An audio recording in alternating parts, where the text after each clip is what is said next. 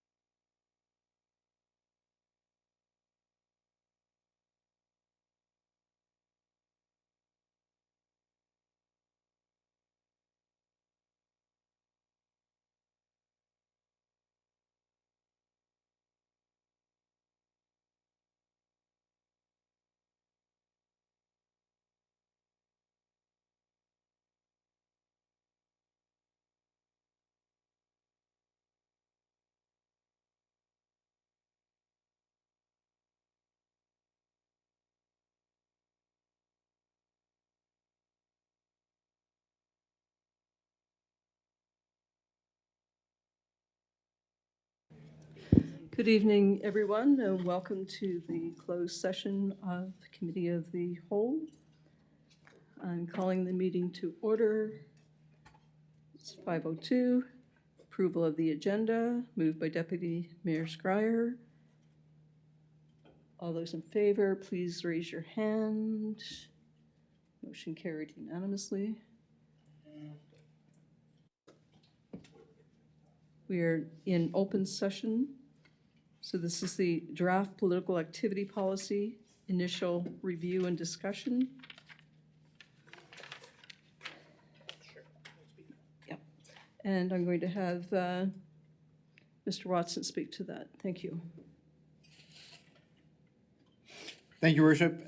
Through you, I might just defer to our Manager of Human Resources, who has graciously agreed to walk us through, but certainly welcome any discussion. As you know, this is as in accordance with the staff report that came along with this one. This is your first look at our revision, and noting that this is pertinent to employees at this time. So maybe as a consequence, I'll invite Ms. Emerson with your permission, Your Worship. Thank you, Ms. Emerson. Thank you. Through your worship to council, what you have in your packages is a draft of the employee political activity policy, put in a new format that we're trying to standardize our policies to. So there's a few different sections that you would have not seen. Definitions is included, a policy statement which includes roles and responsibilities for the different positions that this policy would touch to, as well as general rules for employee political activity, seeking election or appointment to a municipal office, and then also a section for a provincial or federal office. So that's a new twist on the rescinded policy from before. Separate section for use of corporate resources, and then the rest is pretty self-explanatory. So I'm not sure if there are any questions in regards to the policy itself. Thank you, Mrs. Emerson. Councillor Luck, please. Thank you, Your Worship. Through you to Mrs. Emerson. Just one thing I noticed, and I guess ideally, especially in light of the last number of months where, we're starting to review policies and realize how enormous this task is. One of the things that council had asked staff to do when this came before us before was to also consider town employees and council members. And I noticed that basically staff felt it was a good idea, but not basically in the future. And I guess I feel like, it takes a lot to review our policies, and knowing that we're trying to kind of keep up with them and get through the stack that we have. Personally, I would prefer to kind of do it all at once versus coming back to this, because again, it's going to get kind of back into the queue at the end versus addressing it now, which is what council had originally requested. So I guess that's my take on it, is I think it would be important if we're going to do it, let's do it right now and move forward. So, I mean, that would be, and again, I'll put it out to the rest of council, but originally when we did discuss it, we did ask for this policy to also include for council activity. So I think it would be prudent for us to instead of approving it tonight, to go back and add the parts that is needed, because it will take a while for this policy to come back, again, because of the number of policies that we're reviewing. Thanks. Thank you. The motion was for staff to develop a new employee policy regarding political activity to be reviewed by council. That was the motion on July 16th of 2024. Councillor Bigger, please. Point of order? What's your point of order? My point of order is, even if the motion was saying that, in the staff report, there were specific things that were highlighted that council had asked staff to do, and that's what I was referring to. Thank you. Councillor Bigger. Thank you, Your Worship. Thank you for the work that you're putting into getting this squared away. I have a couple of questions, and maybe the first thing that I'll ask is, I'll direct this possibly either to our HR manager or to our CAO, whoever thinks is best to answer. Item 4 in the draft policy is the policy statement that reads, Quispamsis balances the right of its employees to participate in political activity against the town's legitimate interest in having an impartial municipal government. And I guess I need a little clarification on what this is trying to communicate. I'm not entirely for one thing, and you'll have to bear with me, because I do think this is a substantive question, although it might be a little convoluted.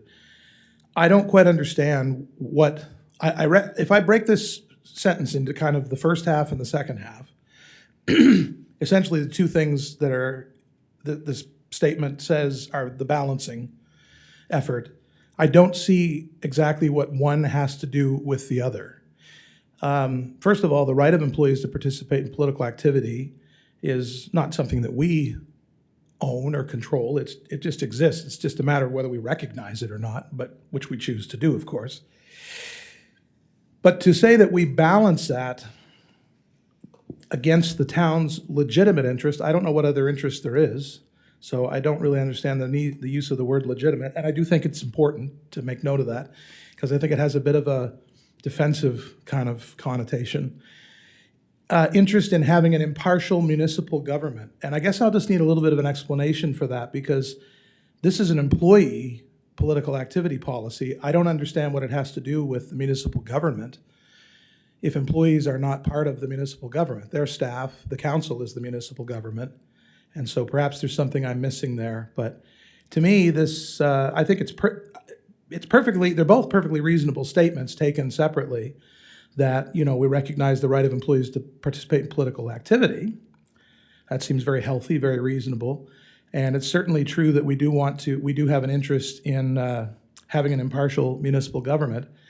But I don't really see what the value of the second half of that statement is in the context of an employee political activity policy.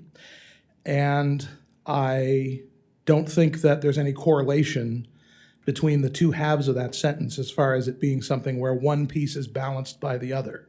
And so I just need a little bit of explanation on that, and then I have another point or two. Thank you. Thank you. We'll go to Mr. Watson, please. Thank you, Your Worship, and through you to Councillor Bigger and to others, recognizing this is, committee of the whole, so initial exploration, so certainly welcome the discussion. From my perspective, I was listening carefully to your comments, Councillor Bigger, and I'd be happy to consider a revision there that would just identify the right of the employee to participate in political activity, but subject to the restrictions noted below, or something like that, that just articulates the more specific restrictions around their activity, versus, as you say, the need to balance it against the work of municipal government. So if that's amenable to members of council, I'm sure we could modify the language accordingly. Thank you, Mr. Watson. I'll go back to Councillor Bigger. You said you... Yeah, thank you. Do you want to respond to Yeah, Mr. thank you very Watson? much, Your Worship. Thank you to the CAO. That's perfectly fine. I would welcome just a bit of tweaking on that, and with my comments maybe taken into consideration. And down under point 6, general rules for employee political activity, Part B says employees do not allow political activity to impair or appear to impair the impartial performance of municipal duties. Who decides what the appearance of impairment is? This sounds very subjective, and I don't quite understand whose opinion is the deciding vote on that. Now, maybe it's maybe it's very straightforward and just needs to be clarified, but I read that and think, well, how do I know who makes the measurement and what the measurement is? I think that this needs to probably be a little more explicit if it's a policy that we're going to, vote on and ratify, because I don't think it should be left to anyone's, as much as possible. I think we should avoid subjectivity in this regard. And then there's, I'll just add to this maybe so that I can get off the microphone, and we'll leave it at that. In the bullet points under Part C, this is a minor thing, but I note that the third bullet says engage in political activity while wearing Quispamsis uniform or using town vehicles or equipment. I know that previously in the old rescinded policy, there was a reference there to wearing sort of branded gear, and I do take note of the distinction that's being made here. I'm guessing this is a clothing that's been issued by the town, like on the town's dime. I don't know if that's something I can assume. Because otherwise, if somebody buys swag on their own dime, I don't think we have any right to tell people what to wear to church or to a political rally or to the roller skating rink, So I'll just point that out. And then the final thing is, I really take issue with the idea of us saying that any employee who wants to seek provincial or federal office is required to request, not just say I'm taking it, but to request an unpaid leave during the writ period. And I see no rationale in this policy to sort of defend that idea. And I don't know if this is a sort of, I remember the discussion previously that went on for sort of an extended period of time about people being allowed to make use of earned vacation time in their efforts to, pursue political office. But I continue to feel that it's unfair to ask employees to request an unpaid leave, which I suppose it's possible they might not get granted, first of all. But assuming that people could even get that unpaid leave, I don't understand what the rationale of this is. Maybe it's got to do with trying to avoid the appearance of having some kind of political influence over fellow staff by being here at work while they're spending their free time campaigning. We already have said in the above points that you're not allowed to use your town devices or fleet vehicle or what have you, or do any political work, campaigning work while you're at your job. So why isn't that enough? Why can't we just trust people in the staff that they will abide by those rules? Why do people have to take an unpaid leave? And we don't ask council to take an unpaid leave when they decide to reoffer in the election. How come councillors don't have to do that? If they're paid a stipend, why wouldn't you suspend that if people are reoffering? To me, it seems like if it's good for the goose, it's good for the gander. But what I want to see is people be allowed to continue to come to work, do their job effectively. That's the arrangement we have with them. They do their job. They don't flout the rules that we have put in place, and everything's fine. So I just would appreciate if someone could help me understand the rationale. I understand that a policy itself maybe isn't the place to put the rationale. It's the what are we doing and what are the rules. So that's why I'm asking what the rationale is. Thank you, for that. Councillor Baker. Mrs. Emerson, please. Through your worship to council, I appreciate the question, the comments on that. It is a bit of a discussion point based on our last scenario run through this. It is strongly suggested on unpaid leave for some of the reasons, Councillor Bigger, that you have mentioned. However, employees would be entitled to have their vacation or banked time, in lieu time, whatever you want to call it, overtime, paid out prior to. So it could be the same thing, it's just paid out in a different fashion so that the appearance is that they're on leave while they're taking that undertaking. So. Ms. Simmerson, the other point that Councillor Bigger made was that he didn't see the point in an employee taking time off so that they were, if they still were employed. I think, Councillor Bigger, did I get that correct? Is that? I'm just still a little dissatisfied with what the rationale for that is. You're gonna have to expand on that a little bit for me, to go along with that. You allude to the fact that it's for some of the reasons that I mentioned, but I need to hear the staff express what their convictions are about this. Thank you. I will Three. go, oh, are go you ahead. going to continue on? Go ahead. Through your worship to council. So we did have legal take a look at our old policy just to give some feedback in regards to that. And it is, most jurisdictions are going that way of an unpaid leave. It just helps to clear that path and separate the two, right? So again, I like to say that anyone who has paid time built up could certainly have that paid out if that is their desire and they put their name into the race, with the understanding that if they're not successful and they return, that time has been utilized. Thank you, Mrs. Emerson. Deputy Mayor Scryer, please. Oh, thank you, Your Worship. I think that's still a little fuzzy. Maybe some better wording around that to make sure that the employee knows exactly what they're being asked. Again, I don't agree that they have to take unpaid leave. I think if they, but now you've clarified it, they would be entitled to their vacation time, either paid up front or work or do an election for a month with no pay, and then get your pay when you come back if you're not successful. And if you're successful, it still gets paid out because you're still an employee of the town. Is that correct? Okay. My other question is, I did not hear Councillor Luck's point of order. I couldn't hear it, and I wasn't sure what it was regarding. That there were notes from a previous meeting. I don't have those notes, but could I have clarification on Councillor Luck's point of order? Councillor Luck, would you like to repeat your point of order, please? I was just replying back to the mayor because she was saying that in the staff report, sorry, I'm just opening up, that the motion was for staff to, let me see, rescind the employee policy and report back to council with new employee policy regarding political activity. But then in the notes, specifically, like the mayor was saying, well, you know, the motion was just for employees, but in the actual notes that are in the staff report, council specifically asked staff to change the scope of the policy to include all town employees and council members. So that's in the report. So that was what we had asked staff to do. And then in the recommendations, it sounds like, or not recommendations, in, I guess, part of the report, staff acknowledge that it's actually a good idea to include council in a future review. So, you know, I guess I'm just saying if they think it's a good idea, let's just all do it now versus doing it piecemeal. Since it takes a while to review these policies, let's do it right the first time and move on. But that was my point. Thank you. Thank you, Councillor Luck.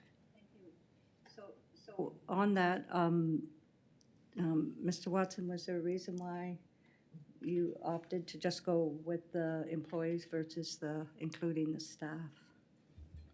Or the council? Thank you, and through you, Your Worship, to Deputy Mayor and others that have expressed interest here. Yep, we hear you. We also are recognizing, though, that there's only one more meeting between now and the time the writ drops for the election. So, you know, I think in fairness, could we have gotten this to you, in fairness to you, could we have gotten this to you sooner? Yes, and that's on me. So my apologies about that. And so our thinking around that, given that there is a time restriction, that we could at least be clear about the definition for staff and then come back after the election under new council and get their opinions on how we best incorporate council. Our initial review of other policies that do cover council members is quite wide-ranging. Like, it's not, I envision that being a fairly robust conversation that might take a few meetings to get through. So as a consequence, our thinking again would be to square away the staff stuff now, because we probably can, and put the council-related matters aside till after the new council is sworn in. Thank you, Mr. Watson. Councillor Miller, please. Thank you, Your Worship. I know I missed the first part of the meeting, but I've read this and I've seen it many times. There's three things. So, and the reason why I voted for it the first time is I think if you've actually earned your vacation, you should get paid your vacation. If you don't have enough vacation, then you don't get any more money, right? So that's fine. I don't think you should be working while you're canvassing, because I think in these elections, it's too all-encompassing, and whether you think it or not, people will get into you. The third one on whether council, I think regardless of what our council would like to do or make a comment, that has to be a provincial thing. It can't be just a municipal thing, I believe, right? So for council members and stuff like that. So I think that's a whole different discussion. So thanks. Thank you. Councillor Luck, please. Thank you, Your Worship. Through you to Ms. Emerson. I guess I just wanted to follow up with some of Councillor Bigger's comments in regards to, I mean, this isn't unique to just our council. Every council probably has something like this, or every municipality. And I guess I'm just wondering in terms of best practice, and you know, I'm sure that there's lots of good examples out there in terms of what other people are doing, you know, as well as going back to our in-house council. But I'm just thinking that, you know, there are some, you know, established policies out there that we could potentially use, you know, in terms of wording and rationale, because this isn't new and every municipality would be dealing with the same thing. So I guess I'm just wondering if we've looked at those or done some type of environmental scan and kind of use the best practices from other places instead of trying to kind of create our own. It might just make it a little easier. Through your worship to council and Councillor Luck, thank you for the question and comments. We have done some work and it is quite robust and quite broad and touches on quite a few different areas. So it was kind of hard to kind of pinpoint, and to our CAO's comments there, it would have probably taken us a few rounds to get through making sure it's what you're looking for in light of a policy respecting council. So thought it would be best to try and get the employee portion completed and through, and then adjust it to add in those components. Thank you, Mrs. Emerson. Councillor Thompson. Thank you, Your Worship. I would move the council accept the recommendations as presented or amended and direct staff to draft revisions accordingly, seeking legal review before returning to council for final adoption. It's been moved by Councillor Thompson. On the question, Councillor Bigger, please. Thank you, Your Worship. I just wanted to just direct attention back to my questions under point 6 of the policy around the subjectivity apparent to me of saying we can't allow political activity that might appear to impair the impartial performance of municipal duties. I think that's pretty ambiguous. I think if I was a staff person and I was pondering it, I would want to know kind of what those measurements are and so on. A lesser point is that nobody addressed the thing about wearing a Quispamsis branded clothing item while participating in political activity. And I don't know that political activity means just, I guess there's a distinction here between being a candidate for office and just going to a political rally. I just wanted to say too, just to put a final point on it for me, that at a time when it's difficult to convince people to run or stay in political office, I think that we should be really focusing our energies on making it easier for people to join the political process. And for me, this, as it's laid out here, seems to, perhaps inadvertently, and we'll let the revisions go ahead and whatever we get with the end, but it seems to add an impediment in a couple of places from my perspective. Thanks. Thank you, Councillor Bigger. Deputy Mayor Scryer, on the question. On the question, I just have one, and it's just when number 7 says seeking election or appointment to a municipal office. What's the definition of appointment? seeking election, I understand you're Oh, running in the election, or appointment, who would be appointed to what would the employee be appointed to on council? If it was by acclamation, is that what that means, or just, wasn't sure the word. Thank you. Mrs. Emerson, please. Through your worship to council, thank you for the question, Deputy Mayor. I think we could probably just remove that. I do know there's some boards, school boards and municipal boards, like the health board. So that would still be an election, not an appointment. So we can probably just amend that language. Thank you, Mrs. Emerson. Thank you, Deputy Mayor. On the question, Sorry, just a point of order. Is anyone going to answer that question I asked about the subjectivity? Point 6B? I've asked it twice now.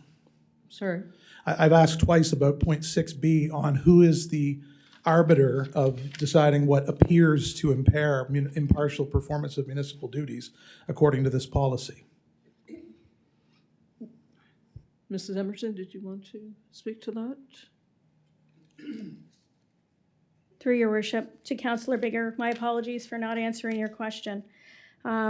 That we could probably be a little more specific on. The policy is, we have to determine who's owning the policy here, and then that would play into the role.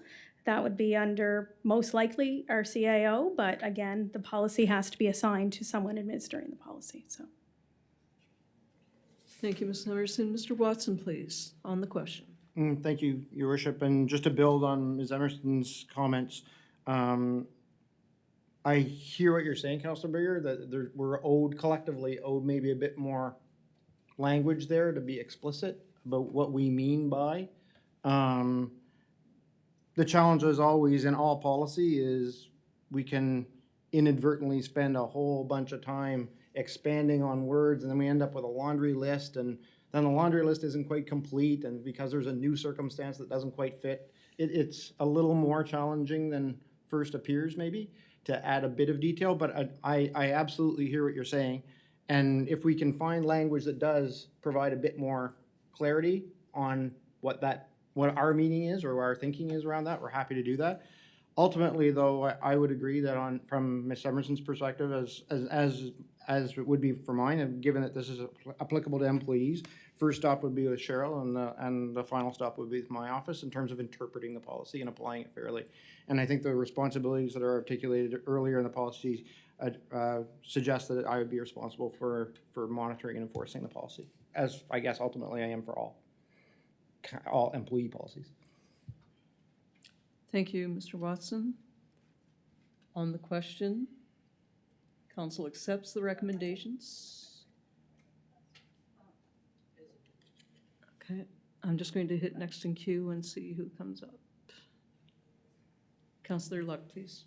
Thank you, Your Worship, through you to Mr. Watson. I just wanted to ask in terms of, again, I know that we're not voting on the policy tonight because we're going to come back with the amendments, but I'm wondering if we should have a second motion or where we capture that this will, just to keep it in the queue, where this will, I guess, where should we put this so it doesn't get lost, that basically, as soon as the dust settles, that this will be kind of looked at again in terms of council, because it will probably take a while. So it would be nice to have it, kind of flushed out before the next time around. Mr. Watson, please. Thank you, Councillor Luck. Yes, thank you, Your Worship, and thank you, Councillor Luck. I agree. One mechanism for that would be for us to kind of return to council with the overall priorities for policy. And that could be as early as next meeting, just say, here's where we are. Ask for any revision to that, which could perhaps bump this one up so that from a council perspective, it becomes one of the top priorities for our next review, just to show it in priority order. If that would be an amenable solution, then I'd turn to the clerk for the supporting language, but that'd be fine from my perspective. Councillor Luck, are you Yep. amenable to that? Because I think, ideally, there's probably not going to be another election for another two and a half years, but that's going to come fairly quickly. So we would want to make sure that we do have a policy in place prior to that. And again, if there's an election before that, we just want to make sure that we have our ducks in a row. So I just wouldn't want it to get lost in the shuffle. So thank you. Thank you, Councillor Luck. Ms. McGinnis, are you okay with the wording? When you have that set up, would you mind reading the motion? Because there'll be a bit of an amendment to Councillor Thompson's motion that is on the, there's going to be a bit of an amendment to the way that this looks right now. Ms. McGinnis is going to speak to that.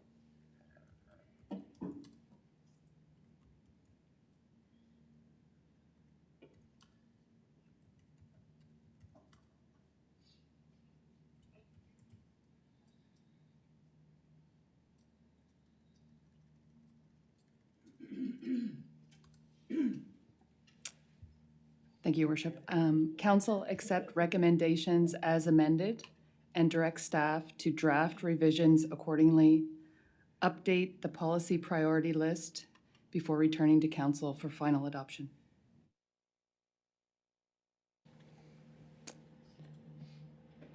So the amended motion is on the table. Councillor Thompson, are you okay with that? Please vote.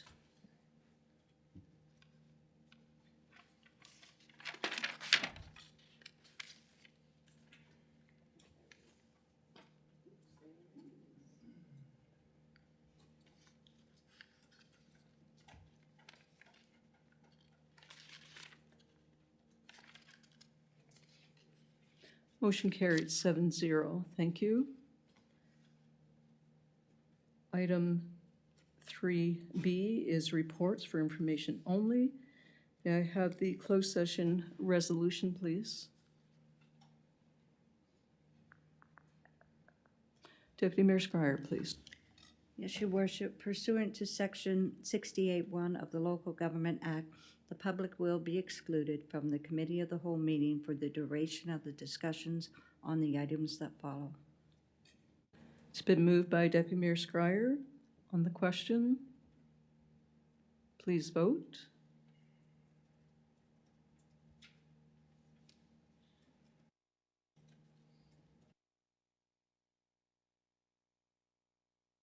Motion carried 7-0. Thank you. Item 4A, CAO Performance Appraisal.